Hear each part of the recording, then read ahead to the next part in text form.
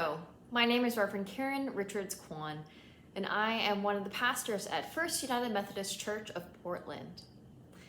This past weekend, my husband and I went on a whirlwind trip to the Grand Teton National Park area to officiate a wedding. Now, as lovely as those mountains are, I found myself waiting, hoping, wishing that it were time to go home already, home to Portland, to the mountains that we know and love, to Mount Hood, to Mount St. Helens, to all the big hills and the little hills that make this place home. I find that I am so drawn to this land, to these people, to this community. Now that it's August, we get to start a new sermon series on the Swampy and the Sacred. It's a sermon series about the past, present, and future of this place we call home. We're thinking about everyone who came before us, who stewarded this land before us, and what the future might hold. Now, ironically, whenever I think of a swamp town, I think of Houston, not Portland. Before we moved from that particular swampy place, Paul and I had a 1916 little craftsman bungalow in the East End neighborhood of Houston. In the summer of 1966, long before we got to the neighborhood, the Eastwood neighborhood received a visit from an organist by the name of Kathleen Thomerson.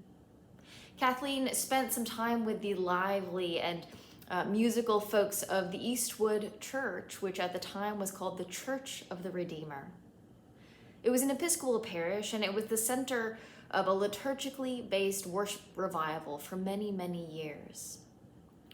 Music begets music, and Thomerson's visit that summer birthed the heartfelt hymn, "I Want to Walk as a Child of the Light." The name of the hymn tune is a simple ode to that swampy and sacred place that birthed it, Houston. So if you look in United Methodist hymnal to hymn number 206, you'll see in the bottom right corner the hymn tune, Houston. Now, I do have to name that the Eastwood Church followed the kind of trajectory that the Rise and Fall of Mars Hill did, but just as the band King's Kaleidoscope still sings in defiance of its origin, we still sing I Want to Walk as a Child of the Light, despite its own origin story. The lyrics go like this: "In him there is no darkness at all.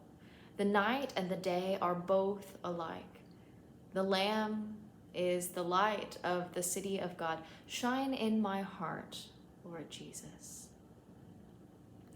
Singing this hymn, as we did just a couple weeks ago in our worship, it makes me think of the spiritual practice of neighborhood walking. I want to walk as a child of the light. I want to walk as a child of the light. What would it be like? What would it look like for us to walk around our neighborhood seeking to be children of the light? How would we interact with others on the sidewalk? How would we see and experience the neighborhood? I wonder. And since I'm wondering, and the weather is almost cooler, I've got my hat, I've got my sunscreen, and I'm ready to try it out.